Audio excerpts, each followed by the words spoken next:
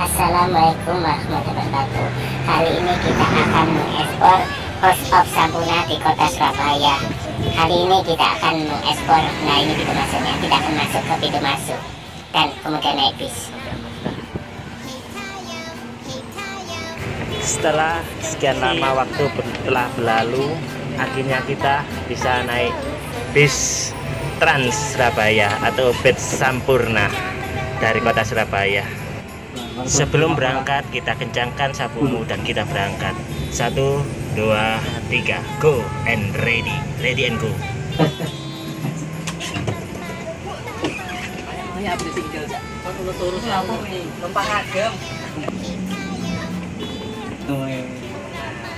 Belum mbak, suami sampai takut istri. Istrinya belum pulang, dia belum berani pulang. Gimana motornya mbak? Istri Motornya dibawa pulang. Yuk, begitu kita mulai jalan-jalannya. Selamat sore semuanya. Sore. Selamat datang di Surabaya Heritage Track. Sebelumnya perkenalkan dulu dan selama kurang lebih 1 jam ke depan. Dari jam 3 sore ini saya akan ajak Anda jalan-jalan keliling kota Surabaya.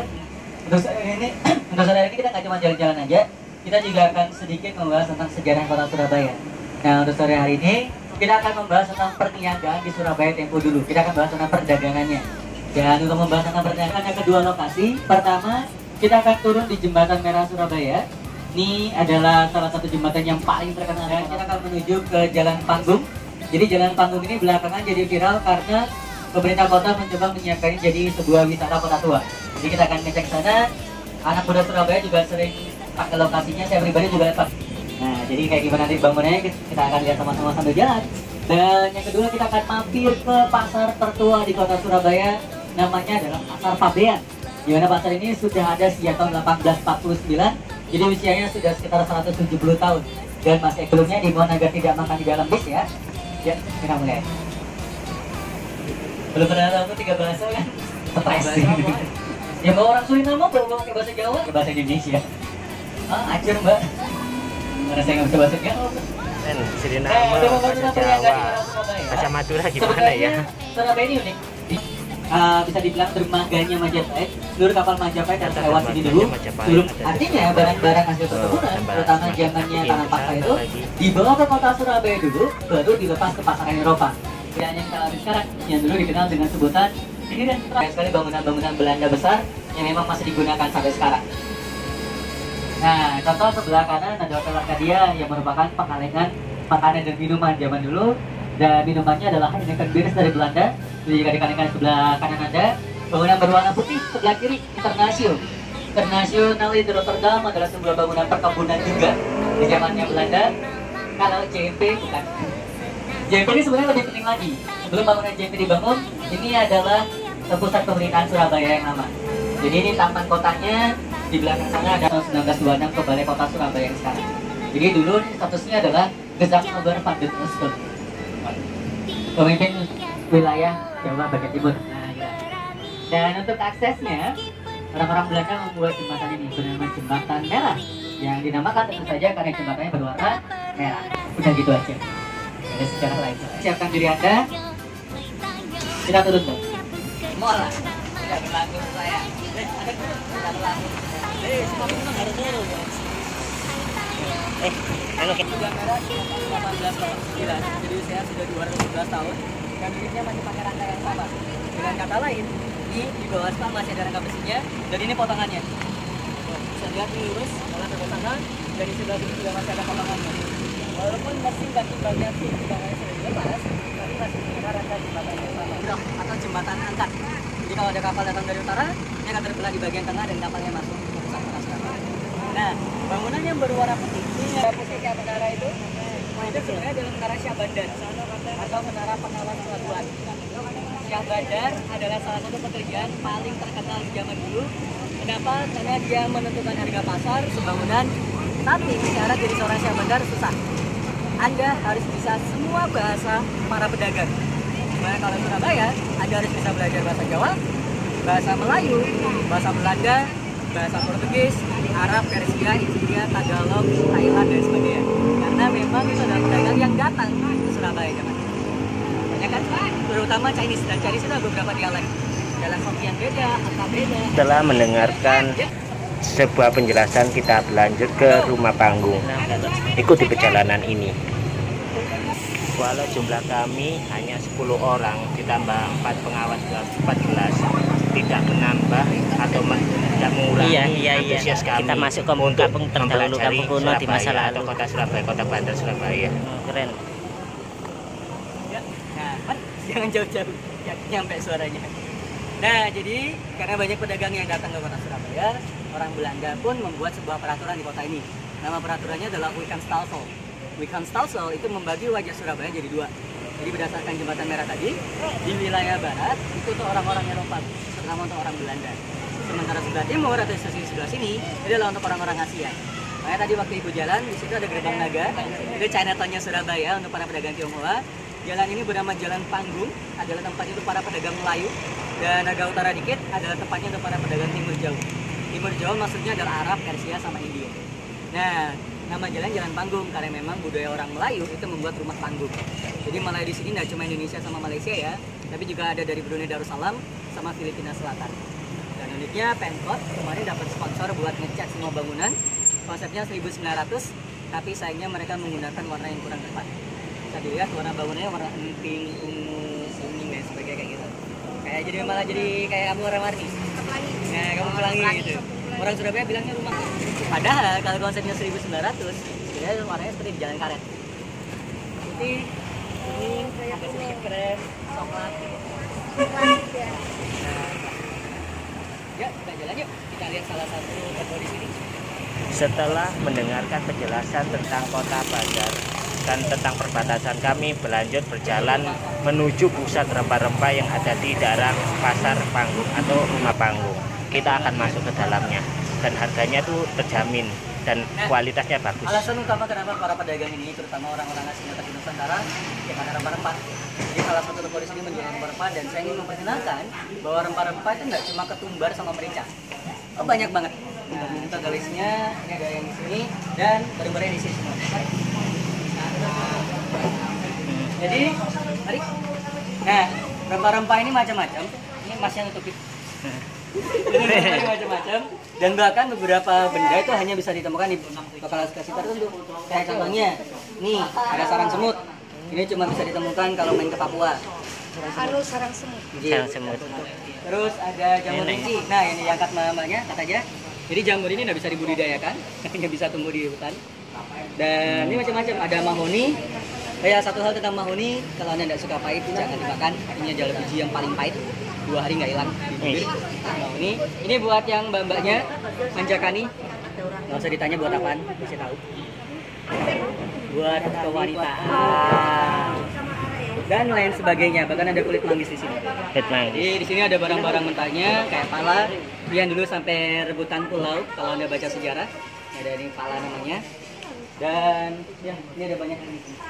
Jadi belerang, ini belerangnya. Kerjaan paling berbahaya di dunia. Karena pertama curang, yang kedua belerang bisa bikin orang mati. Terus ada mesui yang cuma ada di 2 negara, di Indonesia sama di Swiss. Kalau kayu manis tahu. Nah, ini kalau barang-barang mentahnya di sini, ini yang sudah diolah jadi bubuk dan jadi minuman. Nah, toko ini juga mengirim ke luar negeri. Jadi kalau ada jalan-jalan keluar, Eropa terutama, terus temu tulisan dikirim dari Indonesia, kita ada kemungkinan yang kirim dari toko ini. Dan yang kemarin sempat viral, yang bisa nyembuhin kanker, kayu daya, asuh bajakan namanya.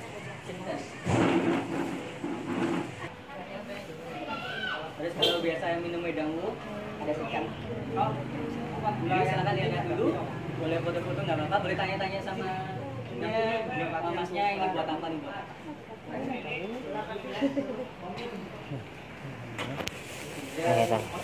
Setelah mendengar penjelasan dari pengawas atau pemandu, aku paham bahwa sesungguhnya rempah-rempah tidak hanya ada di dapur saja dan banyak-banyak rempah-rempah lain. Pantas negara lain atau kekuasaan lain ingin menguasai rempah-rempah yang ada di Indonesia sepenuhnya.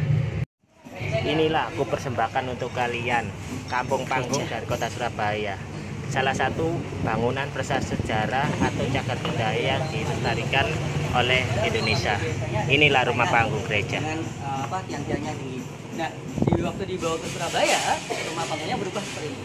Dan naiknya maaf di tengah aja bu, nanti cepat nggak kendaraan. Jadi nggak cuma ngetek ke rumah sama toko, jadi juga tempat ibadah. Ini gereja 2 lantai. Di depan kami sudah menemukan 3 masjid yang kalau mbak sama masnya buka pintu, itu malah tangga naik ke atas buat sholat di lantai 2. Karena di bawah itu gesernya itu isinya teh tutup, teh gelas, kopi cup dan sebagainya.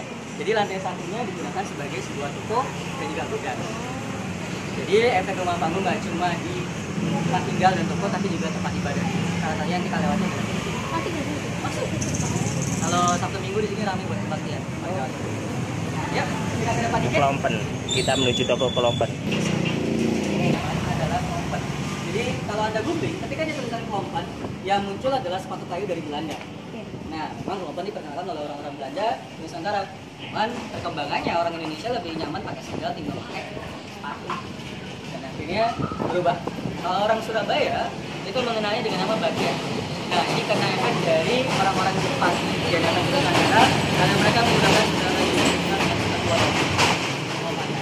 Nah, dan ya Kelompen ini biasanya terbuat dari kayu nangka dan sebagainya dan nggak bisa silent.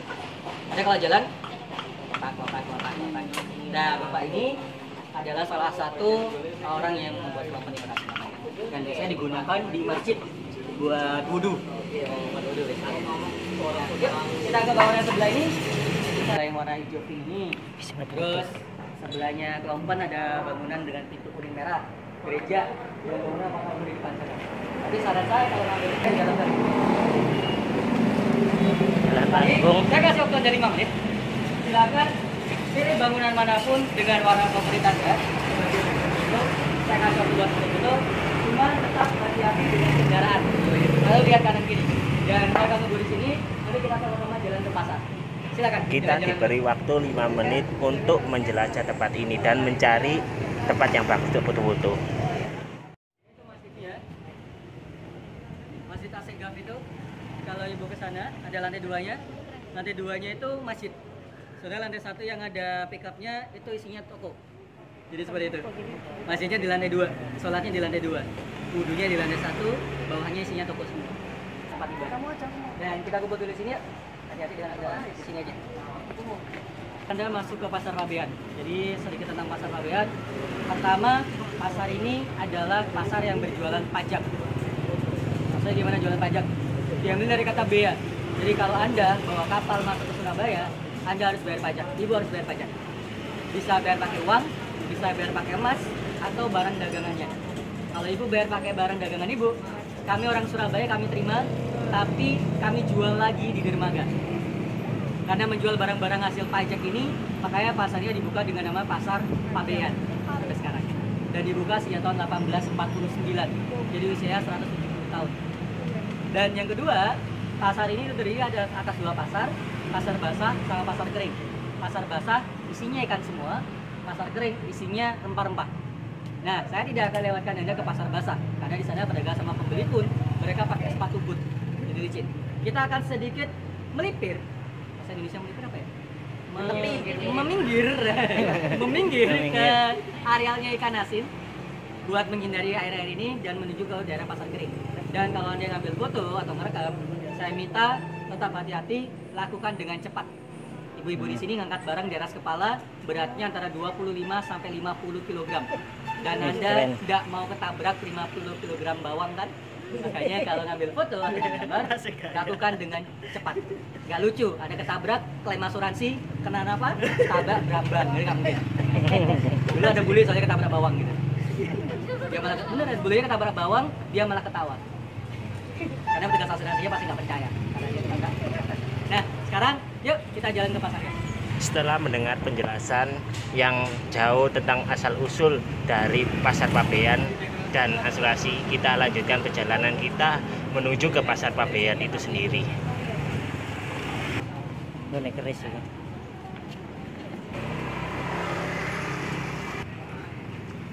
Dari pasar-pasar.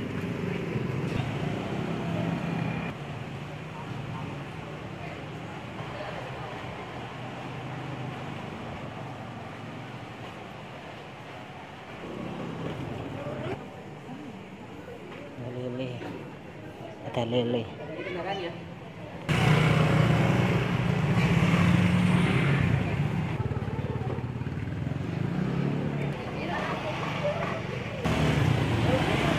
kepiting.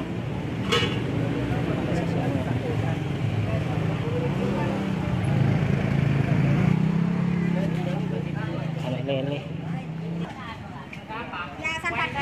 Di pasar Pabean ini kita belajar tentang semangat kerja keras untuk demi menggapai cita-cita dan menyambung hidup. Dan kita harus terima kasih kepada orang-orang yang bekerja keras untuk kita bisa makan setiap harinya. Dan berkat mereka kita bisa makan setiap harinya. Dan terima kasih pula telah didirikannya pasar Pabean ini untuk mencari orang-orang dan kehidupan dan menghidupi.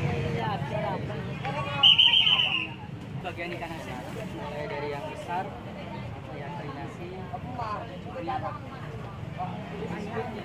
Enak cumi.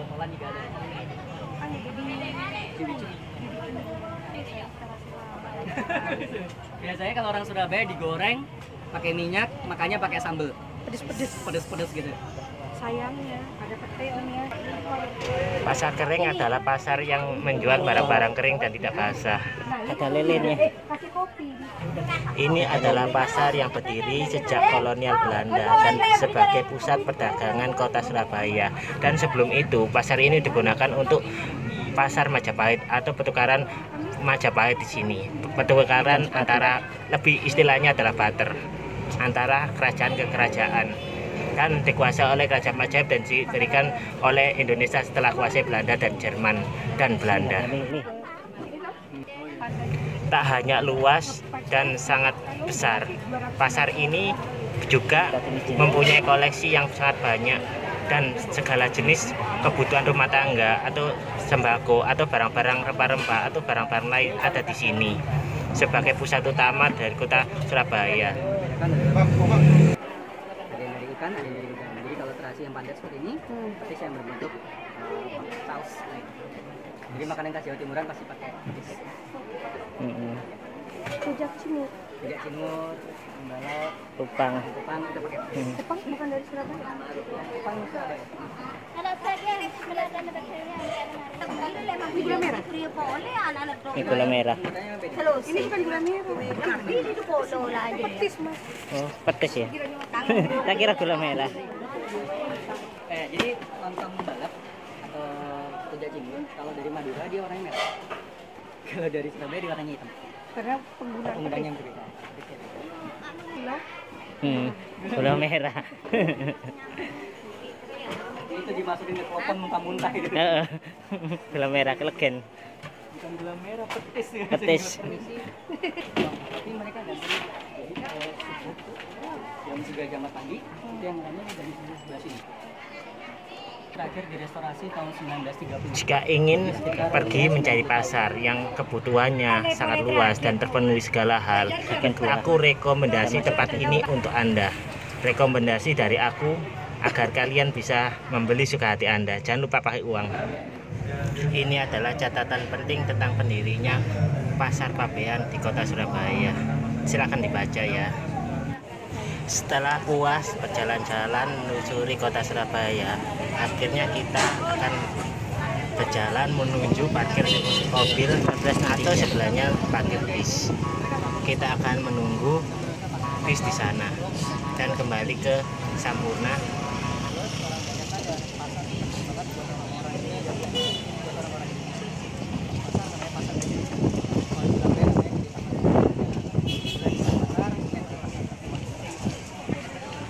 Di tengah modernitas Surabaya, pasar ini masih.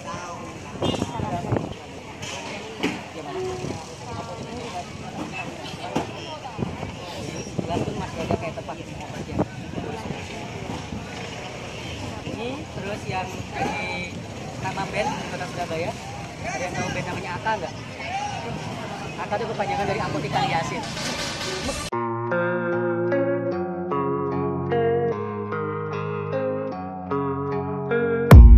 I don't really know what comes next. I'm just doing my best, even though I'm so stressed out. Everything just feels like a test that I fail, so depressed when I can't seem to get out. But something deep inside won't let me quit. I swear that I'm inspired by all this shit. Tell me that I can and I won't. That's what guides me the most. Your lies, I'll do what I want. The gas in the middle of the set, heaven she's so bad.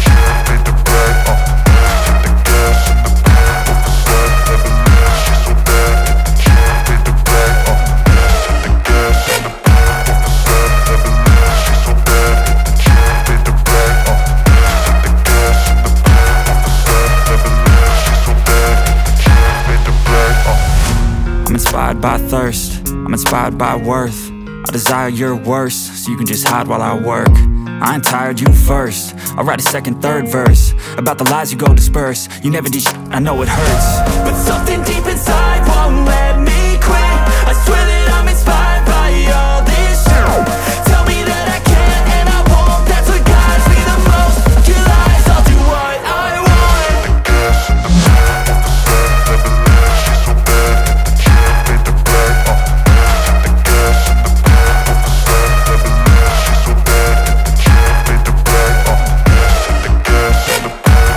made the bag. The gas in the back of the sun, never let she's so bad that she made the bag. The gas in the Membedakan antara pria sama wanita.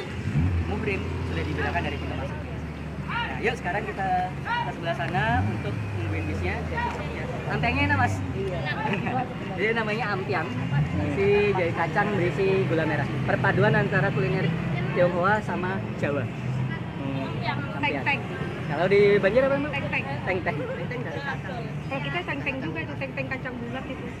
Peng. Nah, kalau yang lain namanya ting-ting. Ting. Kalau di rumah aku ting. Jadinya sebutan dari orang yang lahir antara orang Warnanya merah. Warnanya gula merah. Ini sudah pakai kok. Setelah puas berkeliling, ini saatnya kita menunggu bis dan kembali ke tempat awal atau Museum Sampurna. Kita harus menunggu berapa menit lagi, nggak tahu, lupa. Kalau Surabaya 90-an ini rame banget. Nah, Angguna itu kepanjangan apa bu? Angkutan Serbaguna. Enak nggak ini? Angguna namanya. Ya biasanya di pelabuhan. Iya, Pelabuhan atau terminal. Karena biasanya ngangkut orang-orang yang baru datang. kapal dulu ya. Surabaya. Sekarang udah wah, hampir nggak ada malah Angguna Surabaya. Makanya kemarin kita beda ya. Kita bilang cari taksi, bilangnya Argo ya. Kalau kami di sana angkutan umum namanya taksi. Kalau yang Argo itu taksi.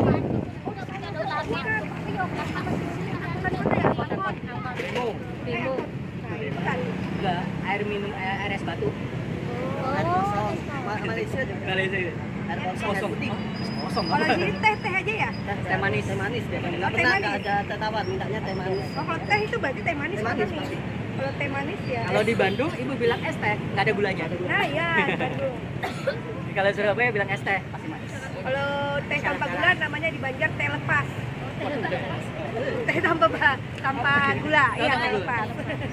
Cie tanpa ikatan tehnya. Maksudnya sama. Tehnya tanpa ikatan gitu. Iya, teh lepas. Kok teh tarik bu? Teh tarik bu? Teh tarik pakai susu. beda lagi. Pakai susu. Iya, Ibu. Melayu. Lepas apa tarik? Yang masih di pasien aja gitu. Alah yang ada kepastian juga hilang.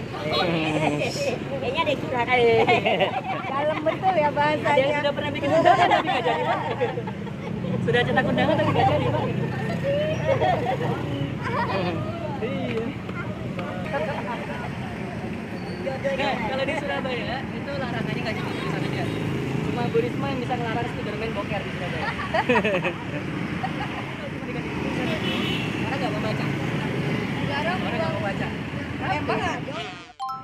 Bisnya, udah datang bisnya. Depan ya. Di sini. Iya, tadi pagi ikut masnya yang tadi pagi ke rute makanan.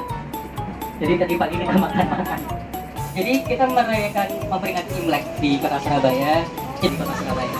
Nah, selainnya tadi yang ampiang gitu tadi, makanan peranakan di kota Surabaya, makanan yang ada kata baknya. Bakso, bakwan, bakpia, bakmi, bakcam, bakpao, dan sebagainya. Nah, karena sebenarnya bak itu artinya adalah daging babi. Daging babi. Tapi karena terjadi akulturasi di kota Surabaya, isian daging babinya diganti dengan ayam, sapi, telur, sayuran, dan sebagainya. Jadi kita masukin, tadi pagi kita akan pembuatan cakwe, ada kompiang juga. Kompiang itu kayak roti goreng kayak gitu yang isinya nggak ada. Itu jajan pernah kalau saya bilang. Karena makan satu kenyang seharian. Itu roti bu, rotinya namanya kompiang. Isinya ada campuran kunyit. Itu benar-benar kering sampai tidak ada kadar airnya. Kalau makan satu itu kenyang seharian. Nah, bayangin roti yang biasanya lembab, tapi ini kering banget. Ini namanya kompiang. Kita di kota Surabaya, cap jeruk kecel. Jadi lihat produksi kecap di Surabaya gimana sih? Ya pertama kali kecap diperkenalkan di Indonesia. untuk membahas kecap. Pabrik kecap tertua di Indonesia itu dibuka di Tangerang pada tahun 1882. Kecapnya masih produksi sampai sekarang, mereknya Cap Benteng, namanya Cap Benteng. Kalau di Surabaya, pabriknya dibuka pada tahun 1937, namanya Cap Jeruk Pecel. Karena setiap daerah ternyata punya kecapnya masing-masing.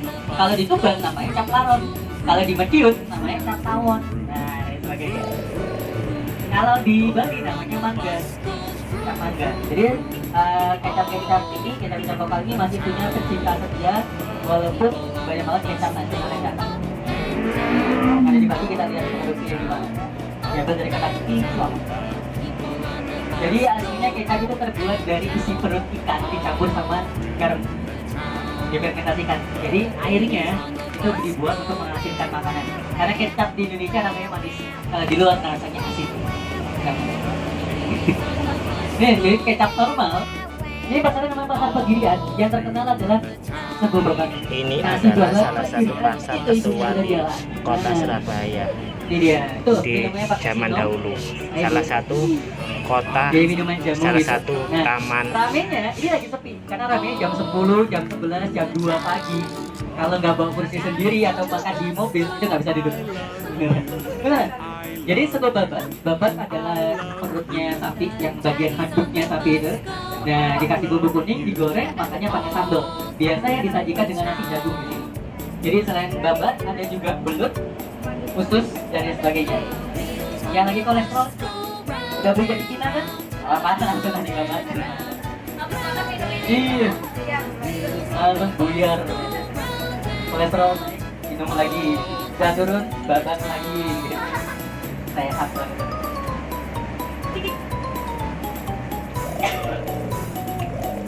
Nah, jadi tematik turnya hanya sampai tanggal 19 April. Di hari Selasa, Maret. 19 Maret di hari Selasa, Rabu dan Kamis jam 10 pagi. Selasa, Rabu, Kamis jam 10 pagi. Besok akan ditemani Mas Aji buat jalan-jalan gading besok. Ya udah Wangi, ya udah. Besok ke Pasar Ratu. Kalau ikut gak usah sarapan kan? Beli aja langsung di pasar. Karena makanannya baik cuma 3.000, 5.000 kayak gitu. Chinese kulinernya ada di sini semua. Cakwe, yang enak di situ cakwe udang. Nah itu ada yang baru digoreng nih. Masih di bawah belum dimasak. Kecap jeruk pecel itu. Kecap manis. Nah kalau makanan khas Timur Tengah di sini nih. Tembus. Jadi jalan ini namanya kayak Haji Mas Mansur. Di foto aja gerbangnya. Habis maghrib silakan ke sini. Karena saat toko-tokonya tutup, ini berubah jadi pasar malam. Adanya kebab, canai, roti pita, shawarma, sambosa, biryani, kebuli, khamir, menggeli dan sebagainya. Apa? Ada makanan sana. Nah, ada ngajali. Yang lain ini yang enak biryaninya. Nasi biryani itu adalah penggunaan beras basmati. Dia lebih panjang dan lebih tebal, Bu. Biasanya disajikan dengan bumbu kari, terus ada rempah-rempah sama kambing oven. Wow. Darah tinggi kolesterol. Jual cuma satu stand. Dia tepat di tengah kantong Doraemon, roti kantong Doraemon gitu, putih besar, isinya 4 slice daging sapi. Cuma 15.000. Kita dari situ. Yang ada. Oh, kari kacang hijau. Gulai kacang hijau. Kebab di situ murah-murah. Paling viral Bu di Surabaya, kebab Turki. Itu kebab saya beli. Yang paling kecil harganya 9.000. Bungkus kebabnya dia menggunakan adonan tepung, jadi dibakar langsung waktu Anda pesan. Jadi itu benar-benar feelingnya penuh. Isinya keju cheddar. Letaknya di Gubeng Erlangga 2. Depannya sampingnya Uner, Universitas Erlangga. Tuh. Plus telur cuma tambah 2.000. Itu beneran big bites banget, jadi kenyang. Ayo, melu mulai aku ayo. Gak beranggulan. Gak ada, kita berhentikan ngomongin makanannya ya, kita lihat jembatan aja. Udah ada jembatan angkat terakhir di kota Surabaya. Tadi saya bilang jembatan merah bisa terangkat. Bentuk aslinya seperti itu. Jadi ini itu di atas itu timbangannya lurus sebenarnya. Tapi dia karena sudah rusak dia jadi kayak gini. Jadi kayak ketapel gitu. Nah, jadi kawat itu yang besi lurus itu sebenarnya adalah angkatan untuk jalannya. Nah, masalahnya adalah orang Surabaya susah menyebutkan nama asli jembatannya dengan bahasa Belanda. Cek, tes. Nah, karena menyebutkan nama aslinya itu menyebutkan kata Overdraft dan Sarweda. Overdraft dan Sarweda. Overdraft dan Sarweda. Susana, ada petai adalah bahasa dari karena di mana itu di petai namanya jadi jembatan petean. Kalau jembatan itu seperti satu, jadinya jembatan saduan. Orang Indonesia itu terkenal